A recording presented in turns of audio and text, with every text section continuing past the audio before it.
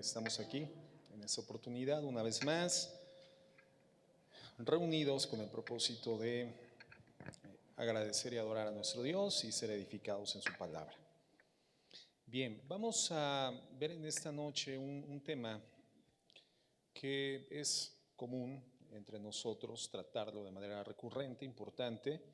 Lo hemos abordado en diferentes momentos, en otras oportunidades en la congregación, pero creo que es ese tipo de temáticas que no podemos dejar por largos periodos, sino que debemos de estar reincidiendo en ellos constantemente. Y es el tema de la sabiduría que utilizamos para hablar, El tema se podría llamar sabiduría en el uso de nuestra boca o de nuestras lenguas o de nuestras palabras. Y vamos al contexto áureo, digámoslo así, de este tema que es Santiago, capítulo 3. Y vamos a dar lectura al verso 1 y al verso 2. Y dice así: Hermanos míos, no os hagáis maestros muchos de vosotros, sabiendo que recibiremos mayor condenación. Porque todos ofendemos muchas veces. Si alguno no ofende en palabra, este es varón perfecto, capaz también de refrenar todo el cuerpo. Vamos a orar. Señor, queremos presentarnos con humildad delante de ti en esta noche, reconociendo que el infalible eres tú, que el santo, santo, santo eres tú, y nosotros somos santos por tu gracia, posicionalmente, Señor, pero vamos progresando en nuestra capacidad de manifestar esa santidad que hemos recibido por tu generosidad y por tu bondad y por tu gracia. Ayúdanos, Señor, en esta noche con este tema a crecer precisamente en el ejercicio de una vida íntegra, a hacer un uso correcto de nuestras palabras con el único fin de que tú te gratifiques de nuestra manera de hablar y de nuestra manera de vivir. Enséñanos, mi Señor, cada día a ser más como tú. En el nombre de Jesús, amén. Bien, cuando iniciamos la lectura del verso 1, parecería que Santiago está intentando desalentar a aquellos que en forma honesta pudieran percibir un llamamiento santo hacia la instrucción de la palabra, hacia la enseñanza escritural, porque dice: hermanos míos, no os hagáis maestros muchos de ustedes, pero no es propiamente un desaliento. Él no está intentando desviar el llamado al ministerio de enseñanza de la palabra a quienes en sí lo tienen, o en sí a todos los cristianos que somos finalmente Espíritu Santo llamados a extender la enseñanza, al exhorto constante a través de la palabra, a través de la Biblia, no, sino que en el verso 2 nos dice que aquellos que de forma oficial, digámoslo así, nos encargamos o se encargan de extender la enseñanza bíblica a una comunidad cristiana, pues el estándar es alto, porque dice que ofendemos muchas veces y lo hacemos a través del uso de nuestra boca, de nuestra lengua, de la palabra.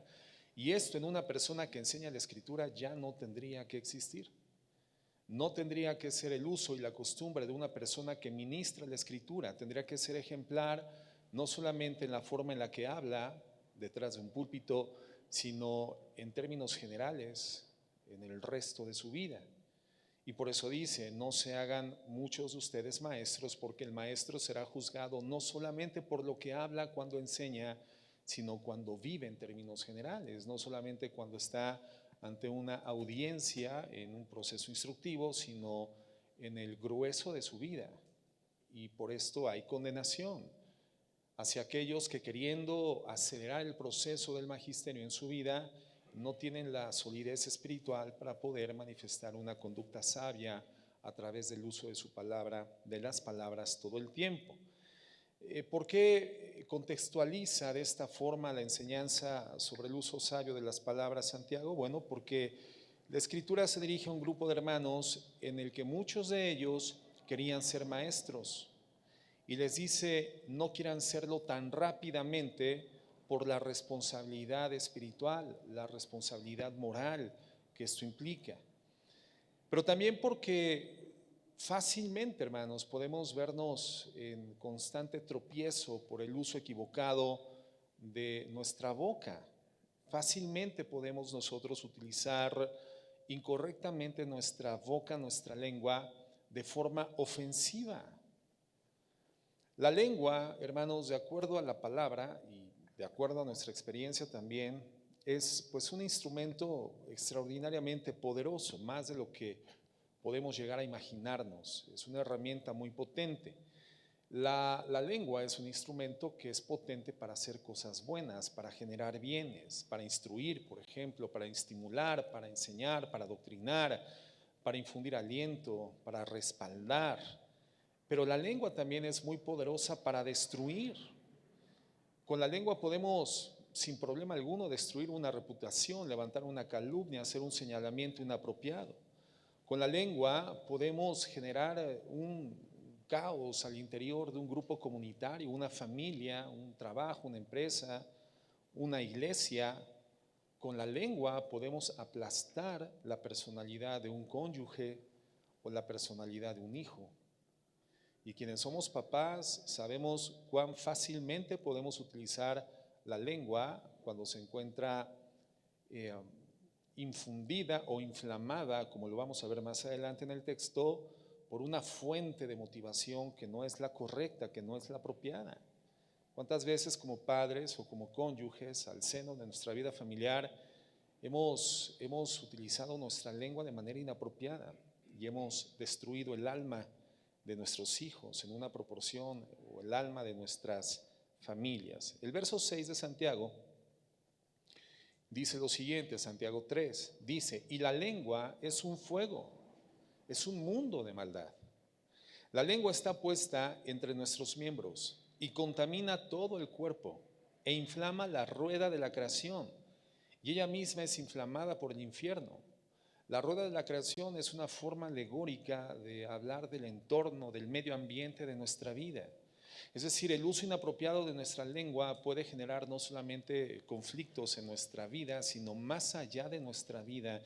Es decir, nos trasciende el uso de nuestra lengua y puede inflamar, puede encender, puede violentar, puede destruir nuestro entorno de vida. A eso se refiere la expresión la rueda de la creación, cuando es inflamada por el infierno.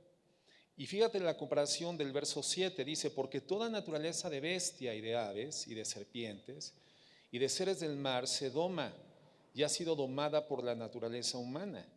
Pero ningún hombre puede domar la lengua, ningún hombre puede domar la lengua, que es un mal que no puede ser refrenado, llena de veneno mortal. Entonces, cuando nuestra lengua es inflamada por el infierno, es motivada, es motorizada, es articulada por una motivación no santa, no piadosa, no correcta, dice la Biblia que es más fácil refrenar a una bestia salvaje que la potencia, la inclinación de una lengua agresiva, una lengua ofensiva. Es más fácil frenar un toro, la potencia de una bestia, que la potencia de una lengua inflamada por el infierno. Y esas lenguas inflamadas por el infierno, pues son poderosamente destructivas, hermanos, poderosamente ofensivas. Dice el verso 8, el verso 9, perdón, porque con ella bendecimos al Dios y Padre, y con ella maldecimos a los hombres que están hechos a la semejanza de Dios. De una misma boca proceden bendición y maldición. Hermanos míos, ¿qué dice la Biblia? Esto no debe de ser así. O sea, no es el deber ser del uso de nuestra lengua, no es el propósito por el cual Dios nos otorgó este miembro pequeño que se encuentra en nuestro cuerpo, no debe de ser utilizado de esa manera. Entonces, Santiago pone un relieve en esto, que es la inclinación del hombre a pecar a través del uso de sus palabras. Los pecados que cometemos con la lengua, hermano, pues incluyen muchas formas diversas. Las palabras ásperas, por ejemplo, las palabras rudas, las palabras que generan fricción en el alma, las palabras ofensivas, eso es un pecado de la lengua. Las palabras mentirosas es un pecado. La exageración es una forma muy frecuente, pecaminosa de uso de la lengua. Y constantemente estamos utilizando las exageraciones. Y ya cuando comenzamos a conocer un poquito de teología y nos sentimos muy doctos, muy instruidos, hasta intentamos disfrazarlo de sapiencia diciendo, es que estoy hiperbolizando. No, estás exagerando. Una forma exagerada del uso de la lengua, una forma de usar la lengua con palabras exageradas es, por ejemplo, cuando de forma tan frecuente, común y habitual decimos palabras como nadie o nunca o siempre. Es que siempre haces ese tipo de cosas, eso es una exageración, porque independientemente de la recurrencia de una conducta en la persona a quien juzgamos, no siempre lo hace. Es que nunca haces lo que te digo, eso es una exageración, porque si evaluaras de manera estricta, de manera coherente, te darías cuenta de que no siempre hace lo que dices que siempre hace, o no siempre nunca no hace lo que dices que nunca hace, ¿verdad? Eso es exageración, hermano, es un uso inapropiado de la lengua. Al final, el uso de la lengua en este sentido solamente pretende alcanzar un beneficio personal, un objetivo, y generalmente es la victoria en una contienda hecha por palabras, ganar el argumento, ganar la mejor posición, ganar la discusión. Entonces, todo eso es pecado de lengua, hermanos, las enseñanzas equivocadas, no doctrinales, falsas, la calumnia, el chisme, la vanagloria, la murmuración y muchas cosas más. Entonces, lo que Santiago nos dice es que si nosotros vamos creciendo en madurez espiritual, debería esto de reflejarse claramente a través del uso de nuestra lengua, correcto, con la ayuda del Espíritu Santo, ¿no? Santiago nos dice que seamos prontos para escuchar, pero tardos para airarnos, y cuando nos airemos mejor no hablemos, ¿verdad? Tardos para hablar cuando estamos airados. Entonces, de acuerdo a lo que estamos leyendo, encontramos tres características de la lengua, de acuerdo a esta escritura. La lengua es destructiva, es lo que dice en esta introducción Santiago, y la compara con un fuego, porque lamentablemente uno de los usos, o más bien uno de los efectos del fuego cuando toca las superficies, toca la materia, es la destrucción, la descomposición, genera un cambio molecular de la materia. Todo lo que es tocado por el fuego genera un cambio molecular, de tal forma, hermanos, que destruye el fuego, ¿no? Y nos explica cómo una pequeña chispa, una chispa, hermanos, es la expresión más básica del fuego. Bueno, una pequeña chispa que pudiese parecer inofensiva puede encender un bosque entero, la rueda de la creación. Una palabra simple a la que nosotros no le otorgamos mucha importancia en apariencia puede destruir una relación, puede conflictuar una relación, puede conflictuar un medio ambiente de vida. Por eso una de las artes más esenciales en la vida política, por ejemplo, en los países y entre las naciones es la diplomacia. La diplomacia es fundamental. La diplomacia es el arte de saber comunicar las ideas a través de las palabras. Eso es la diplomacia. Imagínate los países sin diplomacia. Bueno, pues habrían más complejidades en las interacciones nacionales que las que existen actualmente, más conflictos bélicos que los que ya se han registrado históricamente, si no existiera la diplomacia.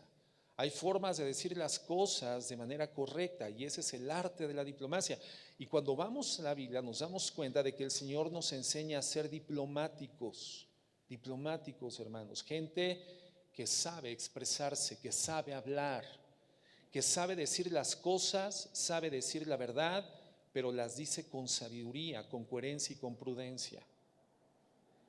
Hermano, extiende una autorización pastoral para que le des un pellizquito de monjita al hermano que se esté durmiendo junto a ti. Tienes mi autorización pastoral. De monjita, es decir, un pellizco santo, por favor, porque de repente veo que todos se me están durmiendo. Y al rato los problemas de la lengua se están presentando, ¿verdad? Hermano, la iglesia es el peor lugar para venirte a dormir. Ni siquiera son cómodas las sillas. O sea, no nos durmamos en la iglesia, no vengamos a dormirnos en la iglesia. Si vienes cansado del trabajo, bueno, entendemos, pero hagamos un esfuerzo de estar atentos ante la enseñanza. Entonces, dice Santiago que una primera característica de esta lengua que es inflamada por el infierno es la destrucción. Después nos dice que es indomable, es incontrolable, es indómita, es algo tan agresivo, tan impetuoso, tan intemperante, en pecar que es difícil refrenarlo. Y también nos dice que la lengua es inconsistente, porque de la misma boca sale bendición y maldición, ¿no? Con la boca bendecimos al Dios creador del universo, pero también maldecimos a nuestros semejantes que están hechos a la imagen de Dios. Entonces hay una inconsistencia en el uso de nuestra lengua. Hay una fuente, una sola fuente que tendría que ser aquella de la que emane nuestra manera de hablar. Y la fuente es el corazón. Entonces, si de nuestro corazón emerge bendición y maldición, agua dulce y agua amarga, el problema está en la fuente. Necesitamos checar cómo se encuentra nuestro corazón. Lucas 6:45 nos lo dice. Dice, el hombre bueno del buen tesoro del corazón saca lo bueno, y el hombre malo del mal tesoro de su corazón saca lo malo, porque de la abundancia del corazón habla la boca. Entonces, bueno, identificamos 3 características de acuerdo a la Escritura del uso de la lengua cuando la inflamación, la inspiración, el génesis de las palabras encuentran su fuente en algo que no es la sabiduría de Dios. La lengua puede ser destructiva, puede ser indomable y es inconstante. Bien, el texto comienza diciendo algo importante, plantea un cuestionamiento en el verso 13, Santiago 3:13, dice así, ¿quién es sabio y entendido entre vosotros? La realidad es que si somos hijos de Dios y estamos progresando en nuestro conocimiento de quién es Cristo, estamos formalizando una comunión con el Espíritu Santo seria, pues la iglesia tendría que crecer en sabiduría. La sabiduría tendría que ser el común denominador de la vida de un hijo de Dios. Y a veces creemos que somos sabios, pero por eso el cuestionamiento es introductorio y nos dice, ¿quién es sabio y entendido entre vosotros? O sea, la Biblia nos muestra que hay una sabiduría que tendría que ser el signo distintivo, o que bien es indispensable, imperantemente necesario que usemos nuestra lengua con sabiduría. ¿Por qué? Porque ya lo veíamos en el verso 2, el problema es que muchos ofendemos con la lengua, muchos ofendemos con la lengua. ¿Cuál es la solución a este problema? En la pregunta está la respuesta, ¿quién es sabio y entendido? Entonces, la solución al problema del uso equivocado de la lengua es la sabiduría. Tenemos que adquirir sabiduría. De la misma forma que en el capítulo 1 de Santiago, cuando dice que tengamos por sumo gozo, ¿se acuerdan? Cuando nos encontremos en diversas pruebas, porque la prueba de nuestra fe produce paciencia, y la paciencia, teniendo su obra completa, genera en nosotros perfección, es decir, nos hace cabales sin que nos haga falta cosa alguna. Pero hay quienes a través de las pruebas de la vida, después de la redención en Cristo, les resulta complicado procesar que hay propósitos providentes de Dios en las circunstancias no deseables.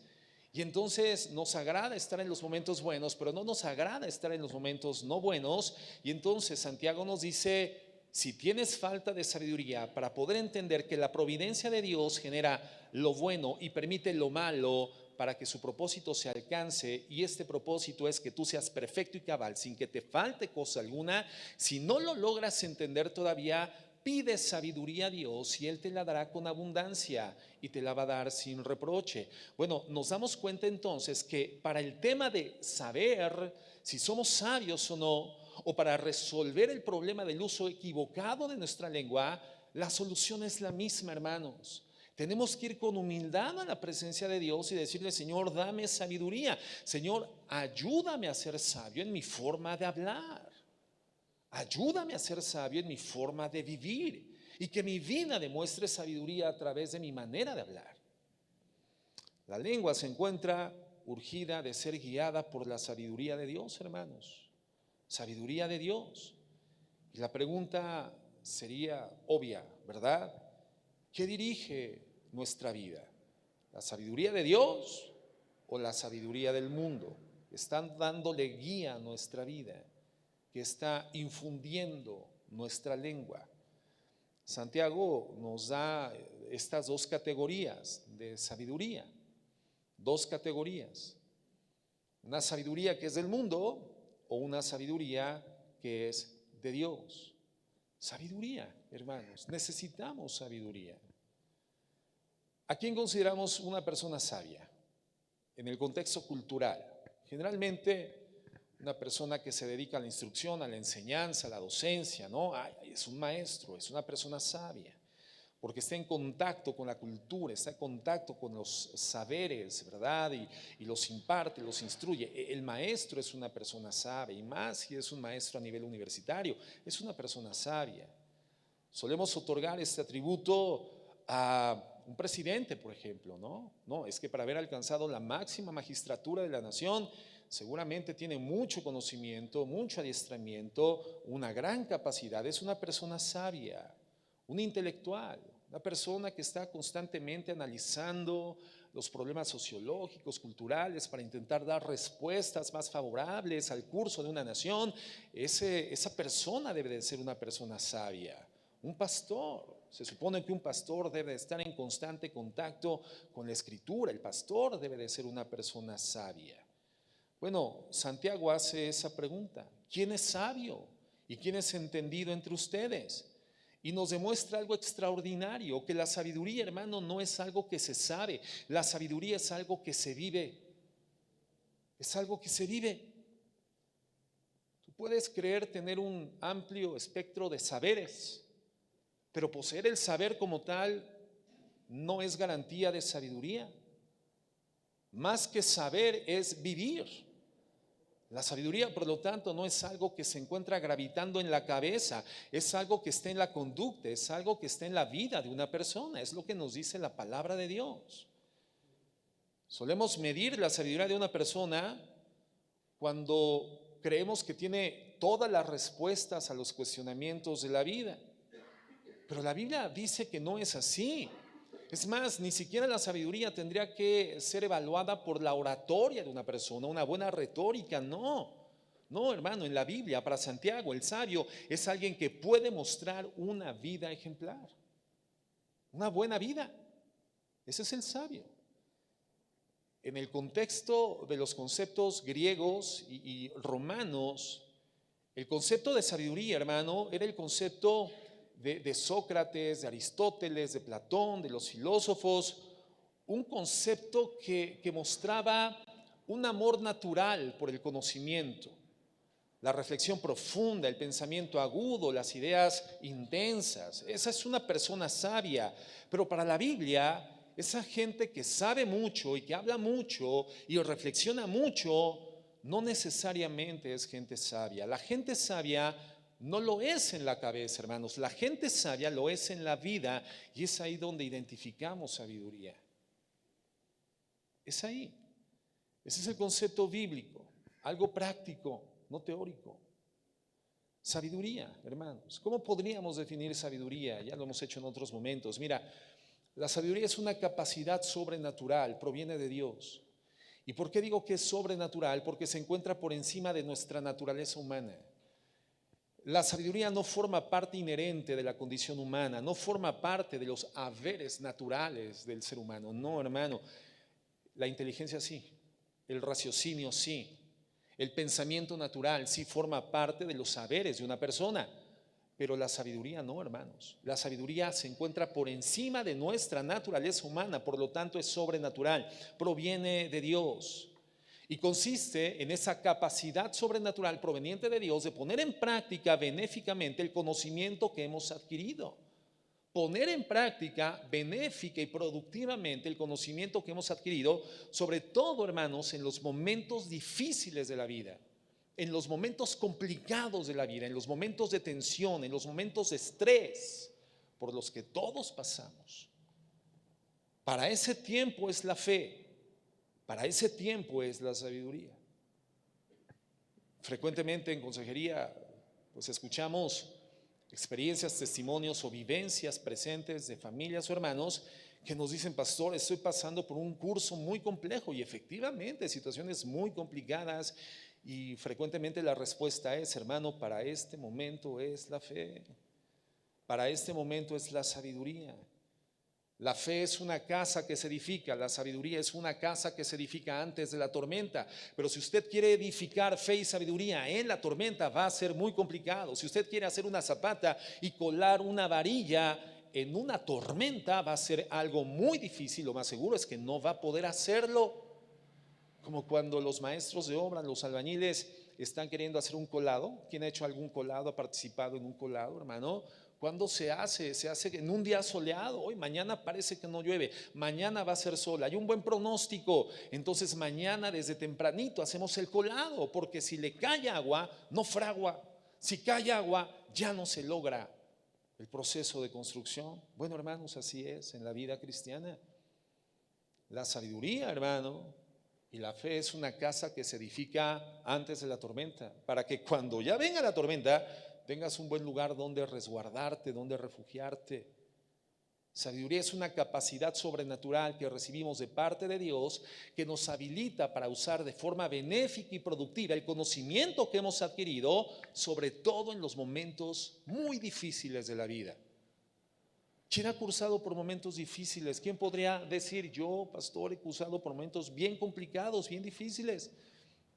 Nada más yo y mi hermano. Todos. Ahora, recuerda el más reciente momento muy difícil de tu vida.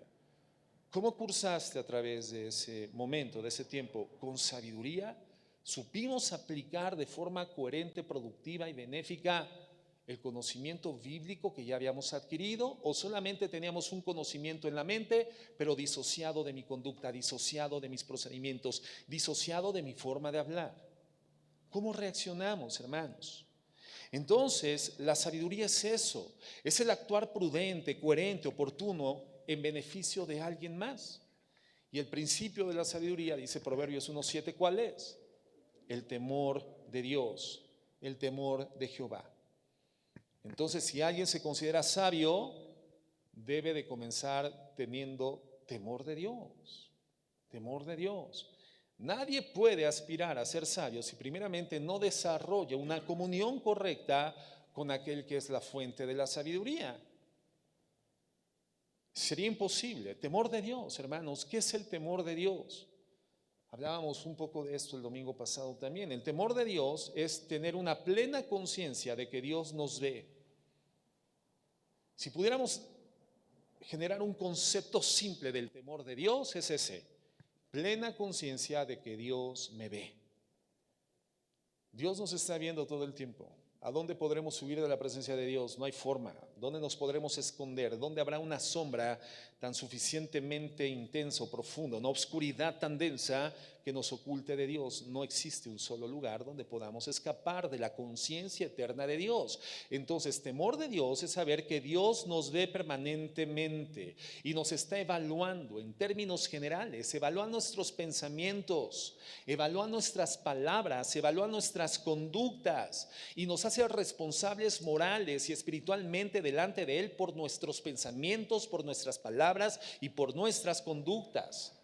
Saber que sus juicios son justos y que con ese justo juicio seremos juzgados delante de Él. Eso es temor de Dios. Eso es temor de Dios. El temor de Dios entonces nos lleva a una vida de respeto a Dios, una vida de obediencia, una vida de pensamientos coherentes, una vida apacible, una vida de estabilidad, una vida de fidelidad, una vida de obediencia. Es el resultado de tener temor de Dios, amor reverente hacia el Señor. Entonces, si una persona no tiene una relación con quien es la fuente de la sabiduría, por supuesto no podrá aspirar jamás a ser sabio, aun cuando tenga mucho conocimiento de algún saber, aun cuando este saber sea la Biblia. Si la persona no tiene temor de Dios, el simple conocimiento de la Biblia no te va a hacer una persona sabia. La sabiduría bíblica es algo que se vive conectado con Dios, hermano, en comunión con Dios. ¿Voy bien? ¿Vamos en el tema? ¿O me regreso? No, sígale. Bueno, mejor les sigo porque ahorita no se están durmiendo ya. En la introducción sí. Bien, Santiago 3:3. Entonces, la pregunta es esta, ya la hemos venido analizando, desglosando. ¿Quién es sabio y entendido entre vosotros? La respuesta es la siguiente: muestre por la buena conducta sus obras en sabia mansedumbre. Fíjate los elementos de la respuesta: muestre, buena conducta, obras y sabia mansedumbre. Entonces, ¿quién es una persona sabia entre nosotros? Dice, muestre por la buena conducta sus obras con sabia mansedumbre. El sabio es alguien que muestra, o dicho de forma más categórica, el sabio es alguien que puede demostrar que es sabio. Y cuando habla la Biblia de demostrar, demostrar está hablando de una evidencia, y que es algo evidente, es algo que se ve. Es algo que es tangible, es algo que se encuentra en el ambiente de lo terreno, de lo físico, de lo tangible, de lo que se puede constatar, se puede verificar, se puede comprobar.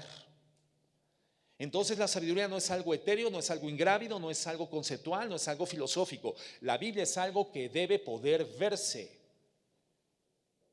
Se puede demostrar.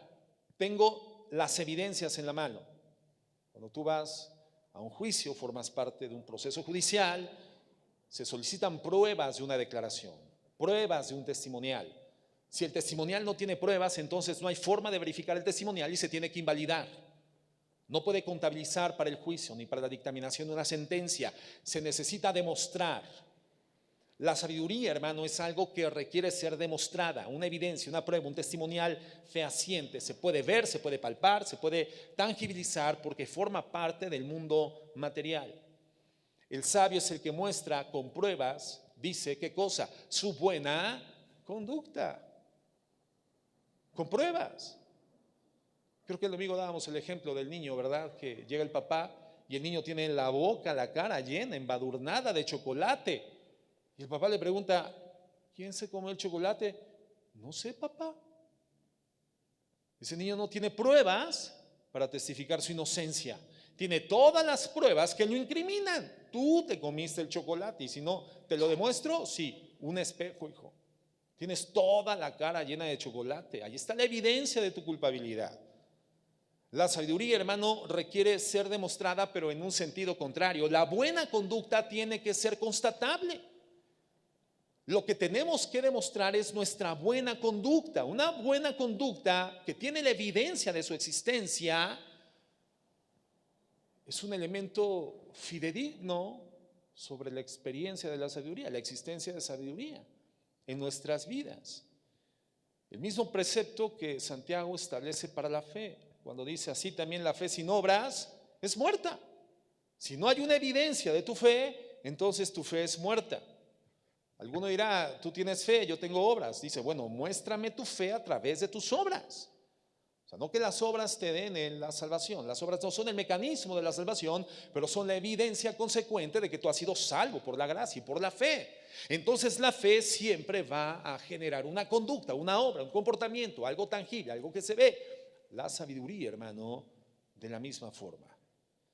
Tiene que demostrarse con obras que la respalden. Entonces la sabiduría, si es que la tenemos, siempre va a resultar en algo que se ve, en algo que es observable.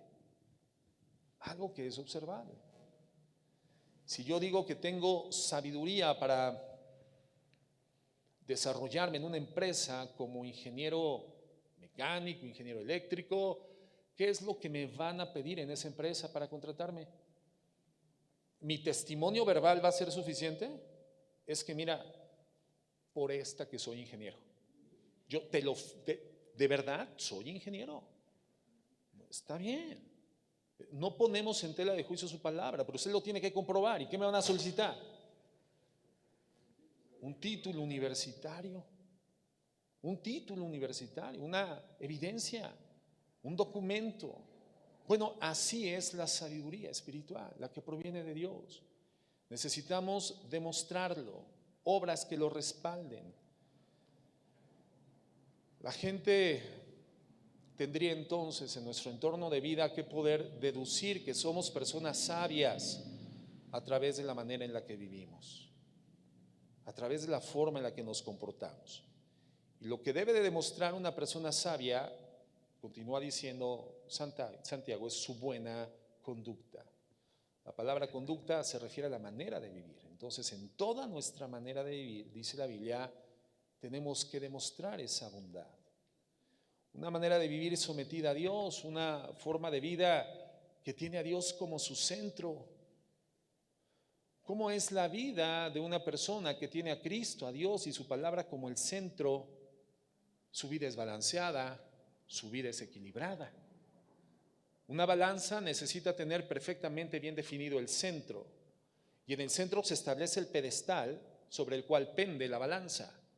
Si el centro de la balanza no está bien ubicado, no está bien definido, no va a ser balanza, va a estar desbalanceada, no va a generar equilibrio, no podrá pesarse justamente. Y esto sucede hoy muy frecuentemente en el ámbito de las teologías cristianas, las diferentes formas de expresión teológicas del cristianismo. Generalmente, como seres humanos, cuando nos aproximamos a un haber, a un saber, terminamos en un polo, radicalizándonos, y por eso tienes una pugna histórica entre arminianos y calvinistas. Y sucede que en los puntos extremos tienes a los arminianos que desacreditan el cristianismo de los calvinistas, y en el otro punto extremo a los calvinistas desacreditando el cristianismo de los arminianos. ¿Y quién tiene la razón? Absolutamente ninguno de los dos. No es en el arminianismo ni en el calvinismo donde vamos a manifestar una vida sabia, sino es teniendo nuestro centro en Cristo y teniendo una vida balanceada.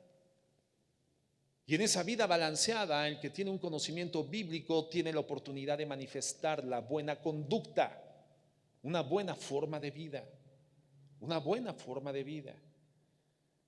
El énfasis se encuentra ahí en este verso 13.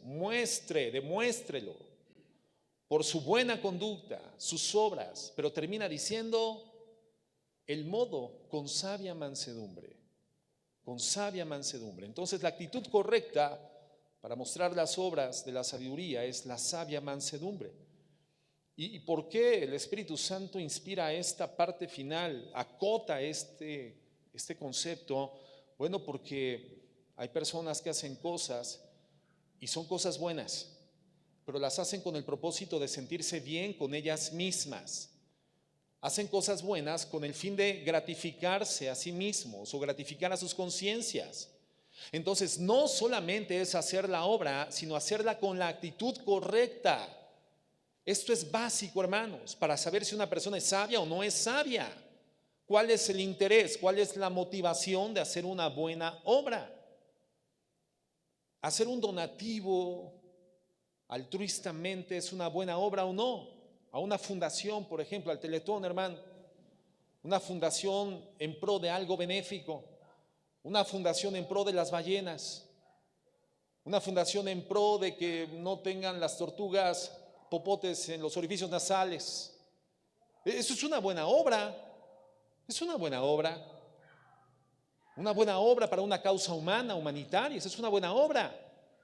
Pero cuando una persona con grandes recursos, con mucho dinero, hace estos grandes donativos con el propósito de incrementar su base de deducibilidad fiscal, la motivación dejó de ser noble. La motivación ya no fue hacer una buena obra, la motivación fue que esa buena obra le produjese un beneficio económico. Entonces, no solamente es hacer buenas obras, dice Santiago, sino hacerlo con la actitud correcta, con sabia mansedumbre, sabia mansedumbre. La palabra mansedumbre, hermanos, significa de una forma amable, de una forma digna. Eso significa mansedumbre, con humildad. Cuando nosotros hacemos las cosas con humildad, la buena obra que muestra nuestra buena conducta con humildad, Dios siempre va a ser glorificado. Y esa es la buena obra que sí contribuye al avance del Evangelio. En el ambiente de mi casa, en el ambiente de mi familia, de mi iglesia, es ahí donde contribuimos con Dios. Cuando hacemos lo que hacemos con un propósito correcto. Mansedumbre significa con humildad, con gracia, pero también significa con dulzura. Con dulzura. La buena obra tiene que ser hecha con dulzura, con humildad, con gracia. ¿Qué nos deja ver todo eso que expone Santiago, hermano? Que bueno, que la gente hacia la que le escribe la carta no era de esta manera. Y en el verso 14 lo vemos, fíjate lo que dice. Pero si tienes celos amargos y contención en tu corazón, no te jactes, o sea, no seas arrogante ni mientras contra la verdad. O sea, lo que nos está diciendo Santiago implícitamente es que a quien él dirige la carta, la comunidad cristiana, la audiencia cristiana, la que dirige la carta inspirado por el Espíritu Santo, es una audiencia que si bien era redimida por la gracia, no eran personas sabias. Porque en el verso 14 denota, describe cuál era la conducta habitual de estas personas. Pero si tienen celos amargos y contención en vuestro corazón, no se jacten ni mientan contra la verdad. Celos amargos, ambiciones personales. En esa comunidad cristiana había contención y división. Su conducta no era mansa, hermano, su conducta no era humilde, su conducta no era dulce.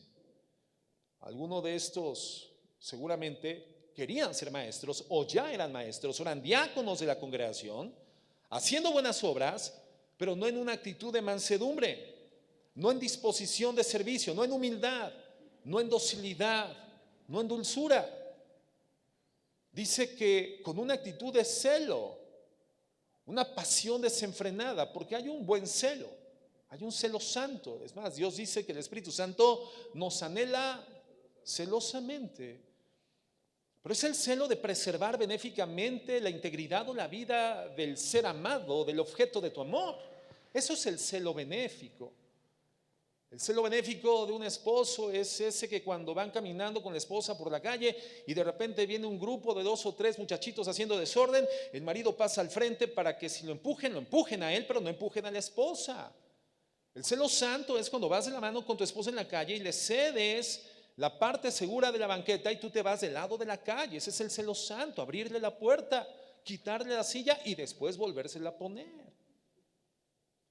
Ese es el celo santo. El celo santo es trabajar por tus hijos, que tengan sus necesidades cubiertas lo más dignamente posible. El celo santo es que si tienes los medios económicos y tu esposa se encuentra enferma, en vez de llevarla al hospital regional, pues hagas el esfuerzo por darle una consulta de mayor calidad. Eso es el celo santo. Pero hay un celo que es nocivo, un celo que es destructivo, y aquí lo define Santiago como un celo que es amargo. Y el celo amargo se distingue porque es ese deseo apasionado de defender. Y ese celo apasionado de defender, buscando la preeminencia en el punto de vista, en la acción a determinar, generaba amargura, agriedad, el deseo de imponer un punto de vista de la forma inapropiada que llevaba a la comunidad cristiana, a ese grupo humano, a perder el gozo, el sano sentir de habitar en comunidad. Celos amargos. La palabra amargos, del griego picros, con K, que denota mucho tan solo en el original griego el sentido de la palabra, ¿no? Picros, suena como a pico, algo con lo que no quisieras tener contacto. Bueno, significa eso, significa afilado, agresivo al sentido del gusto y del olfato. Amargo, como cuando te estás comiendo ese taquito de birria tatemada, hermano, en la mañana de sábado, ¿verdad? Se antoja una birria y estás degustando gozoso ese sabor de la birria bien cocinada, bien sazonada, tus traguitos de consomé caliente, ¿verdad? Esa explosión de sabor, y fuiste diligente en ponerle el toque de acidez con el limoncito, pero no te diste cuenta de que se te fue una semilla. Y dando la mordida al taco, muerdes la semilla de limón. Inmediatamente toda esa explosión de sabor se convierte en amargura. ¿A qué sabe una semilla de limón? Amarga, muy amarga. Y entonces te tragas rápidamente el bocado porque ya no lo estás disfrutando. Eso significa amargo, es algo agresivo al sentido del gusto, al sentido del olfato. Lo amargo es algo que no nos apetece tener en la boca, queremos deshacernos de él, queremos salir de un ambiente de amargura. La amargura no permite que quienes formamos parte de una comunidad querramos pertenecer o conservarnos dentro de esa comunidad. Pero a veces nos sentimos sabios en la posesión de saberes o conocimientos. Pero el punto es que cuando queremos demostrar nuestra sabiduría, en vez de generar un ambiente habitable, un ambiente de comunidad, un ambiente agradable para permanecer, generamos totalmente lo contrario. Quienes forman parte de ese grupo comunitario quisieran salir corriendo, quisieran salir de ese lugar, porque lo amargo es algo que no se disfruta. Lo amargo es algo que no deseas tener en ti. Ese celo amargo propiciaba contención por ambición personal. Era gente que solamente deseaba obtener un beneficio personal y esto los llevaba a contender. Gente que literalmente estaba partiendo a la iglesia, generaban partidos dentro de la congregación. Gente que deseaba ser vista, gente que deseaba que su punto de vista siempre fuera establecido, gente interesada en mostrar a los demás que también sabían, tenían que demostrar que también sabían, que tenían la razón, que las cosas tenían que ser hechas como ellos pensaban o creían. Y entonces era gente dura, gente inflexible. Esa actitud de jalar para ti, hermano, jalar para tu lado, o hacer partidos dentro de la iglesia, o hacer partidos dentro de la familia, para que al final las cosas se hagan y realicen como tú quieres, eso se llama celo amargo. Un celo que te lleva a querer imponer. Y la Biblia dice, no está bien. No está bien. Cuando tú llevas esa actitud a la iglesia, a un grupo social o a una familia, hermano, siempre vamos a ocasionar destrucción. Siempre, siempre. Entonces, hermano, vayamos a las implicaciones prácticas, a juzgar por la palabra lo que Dios está hablando ya en nuestra vida, en nuestro corazón. ¿Cómo es la sabiduría con la cual estableces la instrucción, introduces el deber ser en tu casa? Si eres un padre, una madre, si eres un esposo o una esposa, si eres miembro de una comunidad, de una empresa, de una negociación o de una iglesia. Creo que la evaluación es muy sencilla, la tenemos al alcance. Para tus hijos, el habitar dentro de la misma comunidad familiar es algo que les motiva a permanecer. Para tu esposa, estar contigo es algo que le motiva a mantenerse junto a ti. Para tu esposo, hermana, es algo, la manera en la que hablas, la manera en la que le muestras tus deseos, tus opiniones, es algo que lleva a tu esposo a querer estar cerca de ti. O tus hijos desearían estar distantes. Tu esposa desearía que no regresaras a casa. Alguien nos comentaba que un pastor predicaba en una enseñanza y decía, hermana, si sus hijos se van de la casa, no se preocupe, siempre regresan. Y si su esposo se va, el problema es que siempre regresa, hermana. Siempre termina regresando, ¿verdad? También. Hay esposas que desearían que no regresaran sus esposos. Ojalá esté larga la fila de las tortillas. Ojalá tarde más en llegar. Hay niños que cuando escuchan el motor del auto del padre comienzan a sentir miedo, ansiedad, estrés. O niños que cuando su madre se despierta y se levanta comienzan a experimentar ansiedad y estrés. Bueno, eso tendría que llevarnos a considerar con qué sabiduría estamos nosotros introduciendo el deber ser dentro de nuestros ambientes, dentro de nuestros hogares. Dice, pero si tú tienes celos amargos y contención en tu corazón, no te jactes ni mientas contra la verdad. Dice, no mientas contra la verdad. O sea, la persona que es realmente sabia no actúa de esa forma. Actuar de esa forma es mentir contra la verdad. O sea, Santiago está diciendo, si ustedes realmente fueran sabios, su conducta no sería así, porque la sabiduría es una buena conducta hecha con gentileza, con amabilidad, con dulzura. Y cuando actúas de otra forma por ambición personal y con celo, estás viviendo contra la verdad. Eso no es sabio. No, el sabio es dulce, el sabio es gentil, aunque su punto de vista no se ha observado, aun cuando su punto de vista no se ha escuchado, aunque las cosas no salgan como él las plantea, con su esposa, con su esposo, con sus hijos, el sabio no se impone por la fuerza. El sabio no gana por la intimidación. El sabio es manso, es sensible, sabe escuchar y sabe hablar. El sabio no peca con su lengua. El sabio no ve inflamada por el infierno su lengua. El sabio no suelta palabras simples en apariencia, pero que como ese reducto del fuego que es la chispa soltada en hierba seca, va a inflamar, va a incendiar, va a quemar, va a destruir. El sabio no suelta chispas.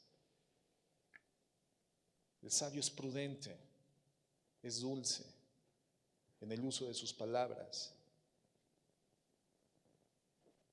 El sabio muchas veces gana, pero no gana por intimidación. El sabio cuando pierde sabe perder. Y el sabio sabe que cuando pierde muchas veces realmente está ganando. El sabio es el que sabe que es más importante ganar a la persona aun cuando esto implique perder el argumento. Pero la persona que sin ser sabia se cree sabia tiene como objetivo ganar el argumento aun cuando dañe o pierde el alma de la gente.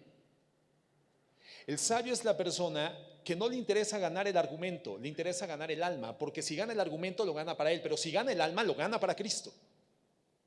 El objetivo del sabio siempre es el estado del alma. Por eso sus palabras son prudentes, son coherentes, suelen ser gentiles, suelen ser dulces.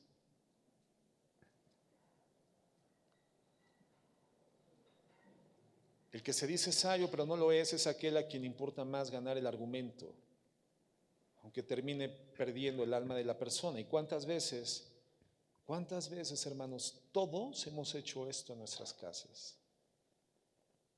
¿Cuántas veces hemos hecho esto en la iglesia? ¿Cuántas veces hemos hecho esto en nuestros negocios porque somos los patrones? En la empresa porque soy el dueño. En mi empleo porque soy el jefe. En mi casa porque soy el papá. En la iglesia porque soy líder, pastor o servidor.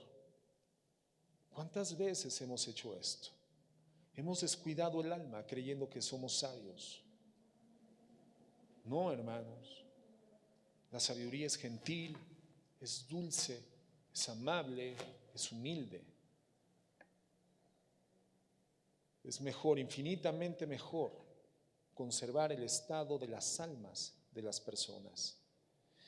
Dice el verso 15, porque esta sabiduría, esta de la que venimos hablando, la que en realidad no es sabiduría, porque esta sabiduría no es la que desciende de lo alto, no es la que desciende de lo alto, sino terrenal, animal y diabólica.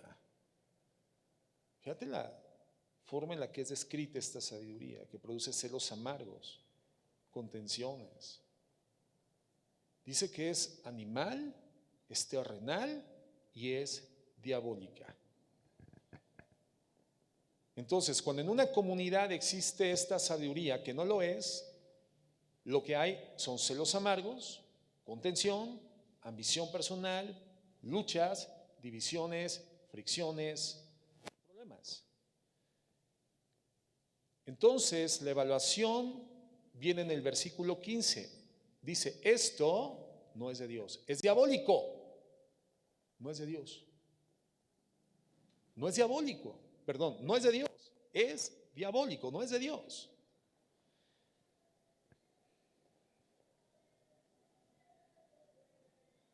Mira, hay personas que cuando, sobre todo en el aspecto teológico, comienzan a defender con una actitud fiera, poco amable, poco mansa, sus puntos de vista, sus debates teológicos terminan en estas circunstancias de celo amargo y contención y división. Se escudan diciendo, no, es que Jesucristo sacó a los mercaderes del templo a chicotazos. Sí, pero a ver, Jesucristo era el dueño del templo, el Señor del templo, el dueño del templo. Nosotros no tenemos esa prerrogativa. El celo del Señor no fue un celo maligno, fue un celo santo, porque preservó la integridad de un lugar que fue diseñado para la santa adoración de Dios. Buscaba la exaltación del Padre, la honra del Padre. Y nosotros solemos escudarnos sin la autoridad de Cristo en acciones y actitudes que no nos son dadas de lo alto, no provienen de lo alto. Verso 15, te lo voy a leer en la Nueva Traducción Viviente, es muy claro, dice: pues la envidia y el egoísmo no forman parte de la sabiduría que proviene de Dios. Dichas cosas son terrenales, puramente humanas y demoníacas. Entonces esta sabiduría, si no viene de Dios, proviene del diablo, es diabólica, es terrenal, es animal, es diabólica, hermanos. ¿Qué significa que es animal? Significa que es natural. Cuando la Biblia menciona lo animal, está disociándolo de lo espiritual, o está dejando en un punto aparte, en un renglón aparte, lo espiritual, y lo reduce solamente a lo animal. Esta sabiduría solamente considera, por lo tanto, el plano humano. Ya no pasaban camiones por aquí, quién sabe por qué. Lo bueno es que trae buena música. La sabiduría animal es aquella que solamente considera el plano humano disociado de lo espiritual, que considera solamente los elementos del medio ambiente carnal, solamente del medio ambiente terrenal. Es la persona que toma solamente decisiones considerando lo que más conviene humanamente, sin considerar lo que Dios puede estar haciendo a través de una situación. Hace unos días, hermanos, la semana pasada, llevamos a mi mamá unos estudios médicos de rutina a San Juan del Río, en Querétaro. Y aprovechamos para traer a nuestro sobrino para que pase unos días con nosotros. Y regresamos el martes muy temprano porque teníamos que estar en el servicio en Apatzingán a las 6 de la tarde, antes del inicio del servicio. Pero resulta que algo sucede con nuestro Google Maps y nos redirecciona en un punto donde decía Marabatío. Y pues como estamos acostumbrados, hermanos, a creerle al pie juntillas, al Google Maps, nos desviamos en Marabatío y dije: seguramente nos va a llevar a salvar algunas casetas de cobro. Qué buena onda, ya está, vela por nuestros intereses financieros el Google Maps. Hermano, terminamos allá por donde llega la mariposa monarca. Pura carretera libre, de tránsito lento, semilento. Y yo veía el reloj y decía: no vamos a llegar, no vamos a llegar. Llegó un momento donde mi juicio fue un juicio meramente animal, considerando las circunstancias terrenas, lo que veía, las condiciones humanas.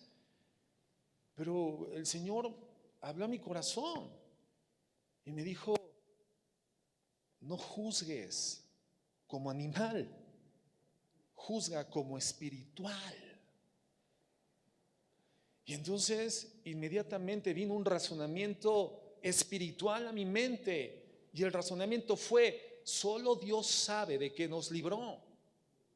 Solamente Dios sabe, en su providencia, en su cuidado, en su resguardo, en su benevolente soberanía, qué es lo que está evitando que vivamos o experimentemos viniendo por esta ruta larga. Gracias, Señor. Yo le dije en mi corazón: Señor, gracias. Y entonces, hermano, esa angustia se convirtió en tranquilidad, de verdad. E iba tranquilamente manejando a 170, hermano, para poder llegar a Patzingán, pero en paz en mi corazón, de verdad. Diligentemente tenía que manejar rápido, bueno, no 170, hermano, pero sí iba rápido, pero con paz en mi corazón. Finalmente salimos a la autopista a la altura de Morelia. Tuvimos que cruzar todo Morelia en un horario pico, hermano, 40 minutos, pero créeme de verdad que yo ya iba con paz en mi corazón. Y llegamos al 15 para la hora, gracias a Dios. a Apatzingán, pero con paz. No llegamos en angustia, no llegamos acelerados, estresados, nerviosos. No, llegamos de verdad de manera muy apacible.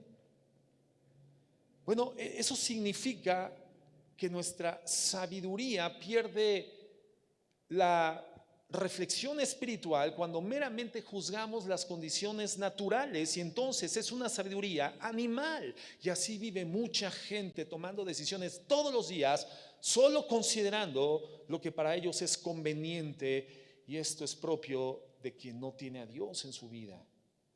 Cuando decimos que somos creyentes, hijos de Dios, y actuamos de esta forma, nuestro cristianismo es muy dudoso, es muy cuestionable. Personas que antes de ir a la presencia de Dios juzgan el problema de manera natural, y lo que sucede es que se derrumban,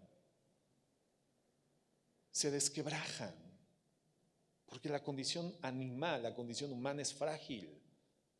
Tendríamos que ir a fortalecernos al Señor. El creyente no tiene que ver la vida desde esta perspectiva únicamente.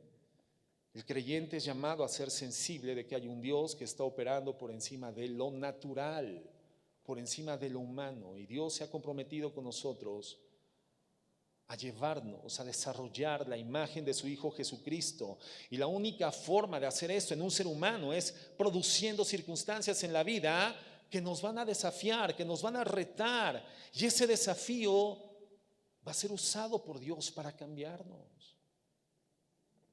¿De qué manera podríamos ser conscientes y sensibles de la acción soberana, potente de Dios si todas las cosas estuviesen permanentemente bajo nuestro control? Eso nos lleva a sentirnos dioses, controladores del ambiente, y no lo controlamos, somos tan frágiles. Bienaventurado el hombre, la mujer que entiende su fragilidad y su debilidad humana, porque entonces comienza a desarrollar dependencia de una fuerza suprema, dependencia de la fuerza de Dios. Santiago lo dice, por eso cuando se hallan en diversas pruebas, y la palabra diversa ya lo estudiamos, es un griego que significa multicolor, o sea, pueden ser tantas, de tantos sabores, de tantos tamaños, de tantos periodos de duración. O sea, no necesariamente tienen que ser cortas las pruebas ni sencillas de sobrellevar.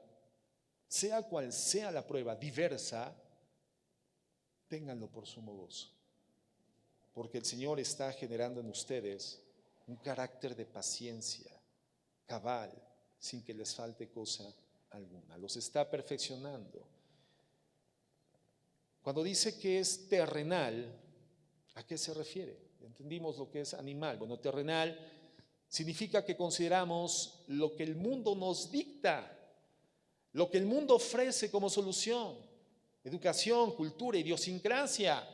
Y ya lo veíamos con el apóstol Pedro. Somos exhortados a no consumir lo que el mundo produce, hermanos. Somos extranjeros y peregrinos, estamos en tránsito, no somos naturales ya espiritualmente de esta tierra. Somos espirituales, de una ciudadanía, naturales, de una ciudadanía celestial, espiritual. Y de la misma forma que no consumiríamos el extraño, raro, inapetecible alimento de una zona recóndita y aislada del mundo, donde los postres más deliciosos son sesos de chango congelado. No comeríamos eso porque no forma parte de nuestra cultura. La Biblia dice: no consumas lo que el mundo produce. No consumas lo que el mundo produce, porque tú no eres el mundo. Tu consumo tiene que ser de lo celestial. Entonces nuestra sabiduría no puede ser terrenal en ese sentido, hermano. No somos llamados a considerar lo que el mundo nos dicta. La perspectiva filosófica del mundo, hermano, no fue diseñada para nuestro consumo. Ideas que a veces, hermano, vemos gravitando y moviéndose entre los hermanos en la fe. No te preocupes, hermano, un clavo saca otro clavo. ¿Has escuchado eso? No, el que no tranza, no avanza. Camarón que se duerme, se lo lleva la corriente. El que se mueve, no sale en la foto. No, hermano, terrenal. Cultura del mundo, elementos del mundo que no son los nuestros. No, hermanos. La sabia madre a su hija, hija, lo que no se ve no se vende, levántale un poquito más a la falda, a ver si este año es tu año. No, a la mujer ni todo el amor, ni todo el dinero. Sabiduría de lo alto. No, terrenal o celestial, terrenal. Totalmente terrenal.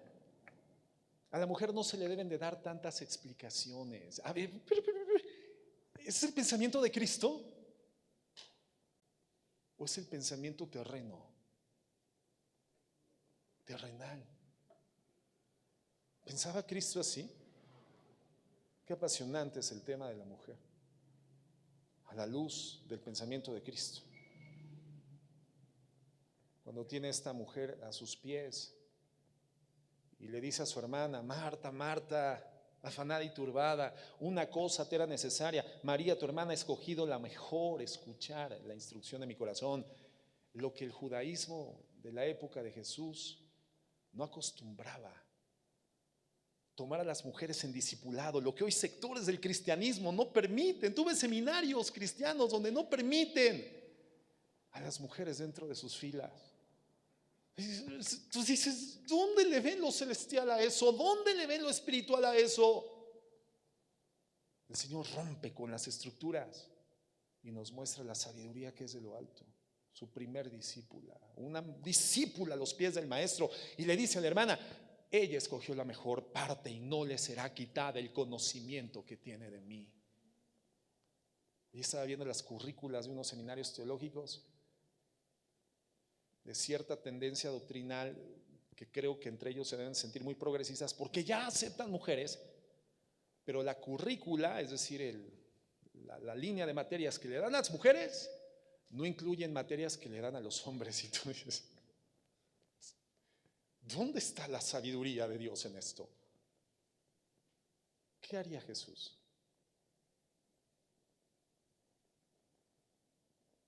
La Biblia dice que no juzguemos terrenalmente. Nuestra sabiduría no puede ser animal, no puede ser terrenal, pero tampoco diabólica. Y no se refiere a una posesión demoníaca, hermano, sino que cuando nuestra sabiduría no considera a Dios, pues esa sabiduría diabólica, hermano, puede ser profundamente destructiva. Entonces, ¿cuál es el resultado en la vida cuando nos dejamos llevar por esta sabiduría? ¿Cuál es el resultado? Versículo 16. Dice: porque donde hay celos y contención, allá hay perturbación, hay confusión y toda obra perversa. Ese es el resultado. Perturbación, confusión. ¿Qué significa perturbación? Desorden, anarquía, ingobernabilidad. Si tú fuiste llamado a ejercer una autoridad en tu familia, en la iglesia, en un ambiente laboral, pero tú te mueves con esta sabiduría animal, terrenal y diabólica, produciendo celos amargos, generando contención y división, hermano, solamente estás generando perturbación, desorden, anarquía, ingobernabilidad. Si eres autoridad, te van a perder el respeto y la consideración. Habrá un caos en la familia, habrá un caos en la iglesia, habrá un caos en el negocio, habrá un caos en el medio ambiente comunitario, donde en vez de contribuir con humilde mansedumbre, con sabiduría de lo alto, con gentileza, con dulzura, estás generando división y destrucción. Cuando manejamos las cosas con celos amargos, con ambición personal, haciendo prevalecer nuestros puntos de vista, el resultado es la perturbación, anarquía y desorden. Y entonces, cuando una persona a quien se le ha delegado autoridad ya no tiene ni la consideración, ni la admiración, ni el respeto, ni la voluntad de aquel grupo que tendría que seguirlo de manera voluntaria y animosamente, entonces solamente le resta establecer la tiranía, acciones dictatoriales, arbitrarias, intimidantes, para garantizar los resultados, que al final es imponer su punto de vista. Amargura, perturbación. ¿Quién quiere seguir a un papá así? ¿Quién quiere seguir a un esposo así? ¿Quién quiere seguir a una mamá así? ¿Quién quiere seguir a un pastor así? ¿Quién quiere seguir a un jefe así?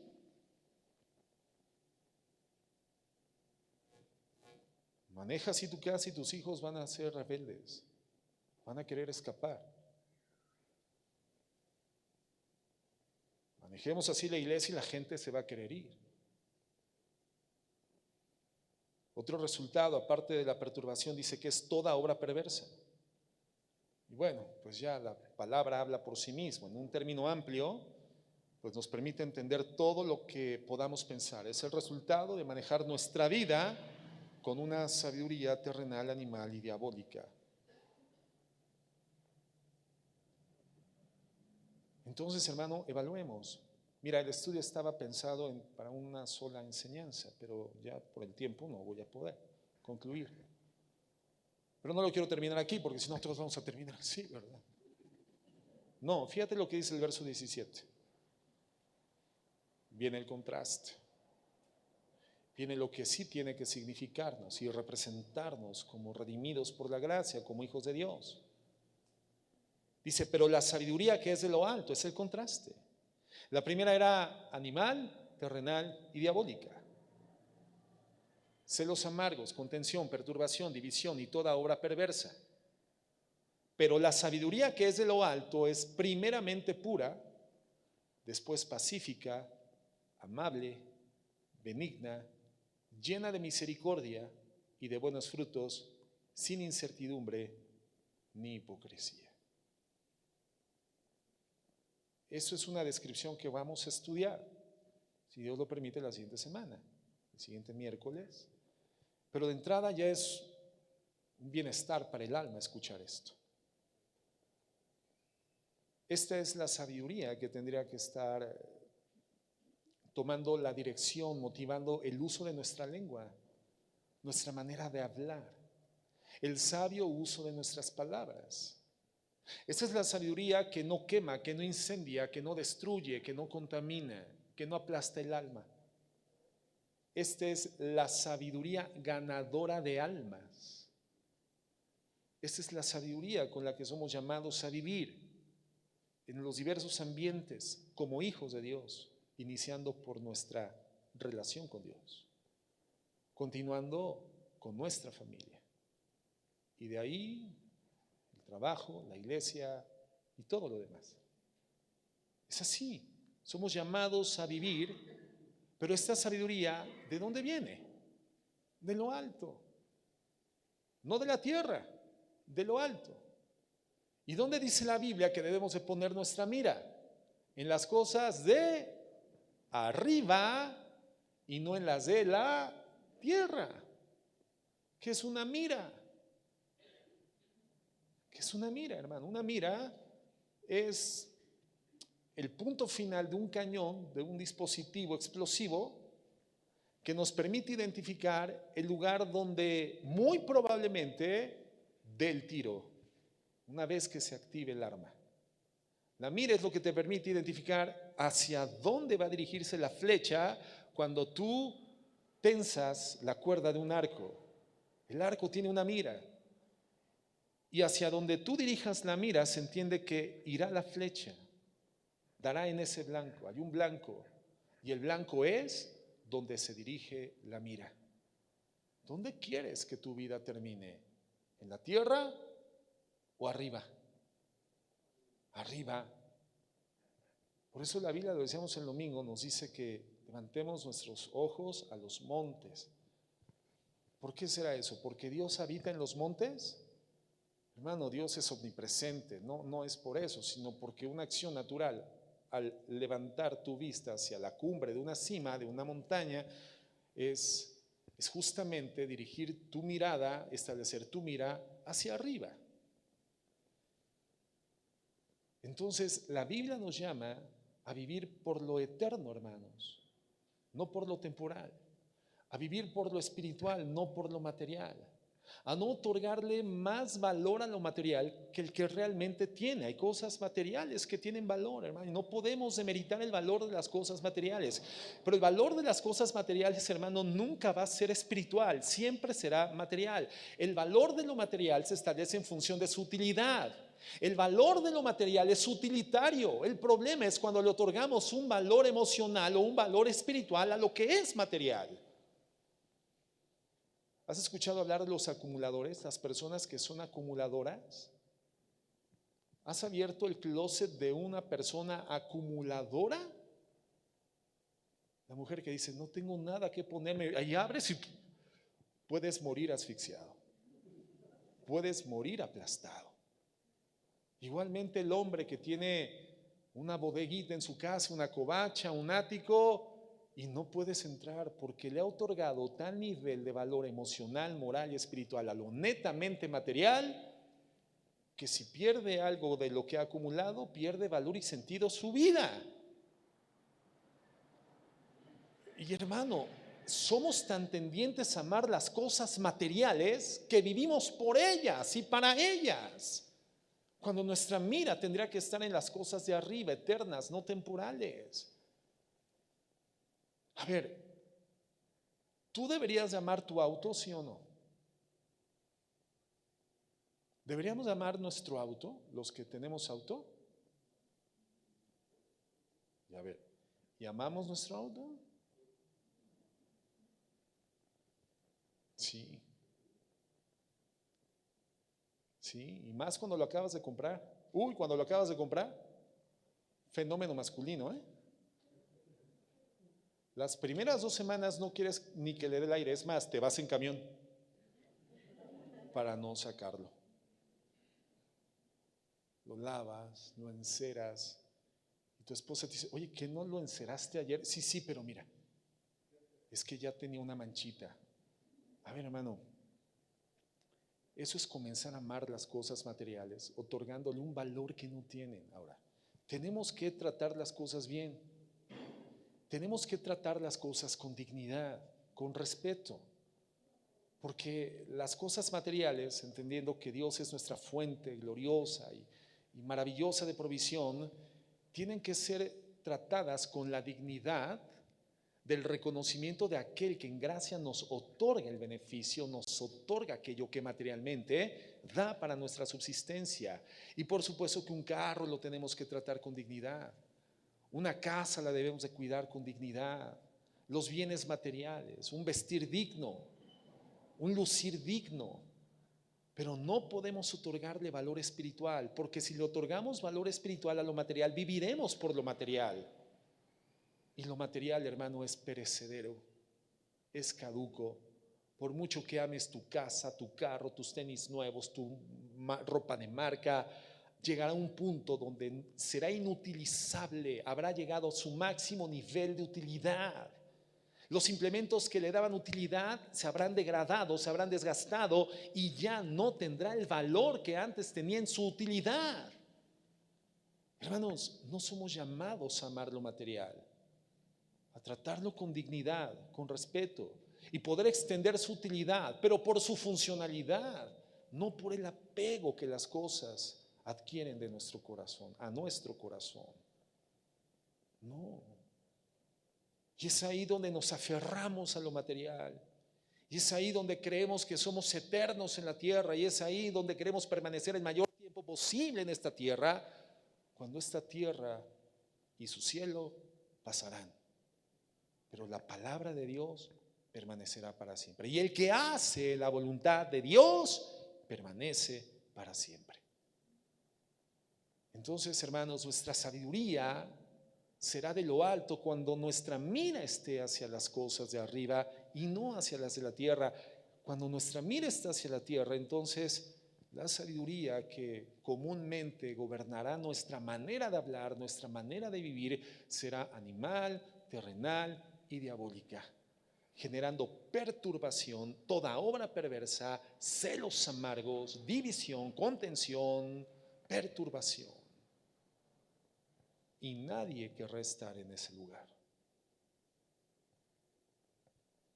¿Cómo estamos viviendo? ¿Qué está dirigiendo nuestra manera de hablar, de vivir, de pensar, de reflexionar y de tomar decisiones?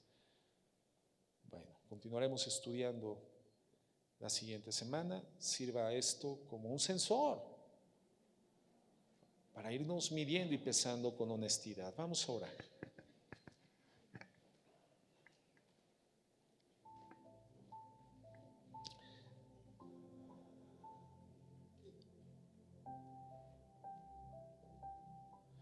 Señor, cuando extiendes esta pregunta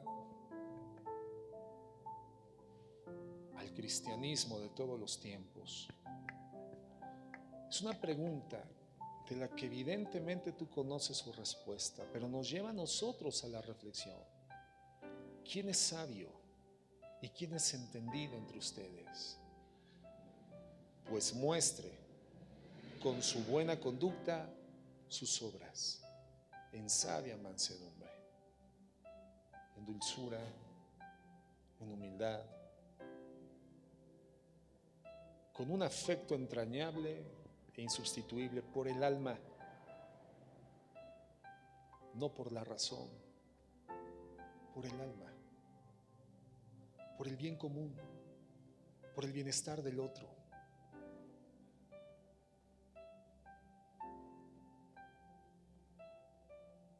Señor, gracias porque tu palabra tiene ese poder sobrenatural. Nos discierne, nos presenta real como somos, realmente como somos ante ti, desnudos del alma, de la mente, ante un Dios que es santo, santo, santo y todopoderoso, y lleno de gracia y verdad, soberano y justo y bueno, lleno de amor. Pero nosotros no, Señor. Lo único bueno en nosotros eres tú. Sin ti estamos perdidos. Sin ti jamás seremos sabios. Porque el principio, el origen de la sabiduría, el fundamento de la sabiduría es el temor de ti. Conocerte y amarte, respetarte y obedecerte, pedirte perdón cuando fallamos, sentir pena y dolor en el corazón cuando te damos la espalda y arrepentirnos una y otra vez, siempre que sea necesario.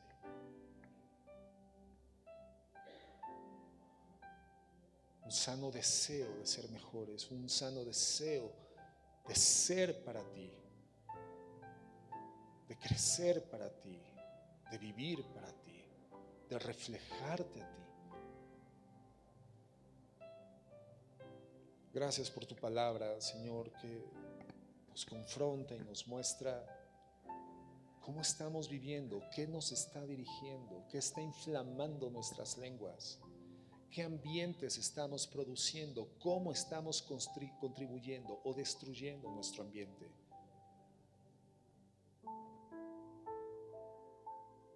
Señor, gracias, porque nos cuidas y nos pastoreas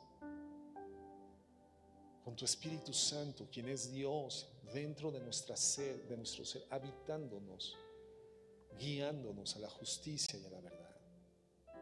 Ayúdanos, Dios, a ser sabios como tú. Que nuestra sabiduría provenga solo de ti. Ayúdanos y enséñanos, gobiérnanos por tu palabra. Abreve tu palabra, habite abundantemente tu palabra en nosotros para la gloria de tu nombre. Porque solamente guardando tu palabra en nuestro corazón no pecaremos contra ti. Ayúdanos y bendícenos y líbranos del mal. Guárdanos. En el nombre de Jesús. Amén.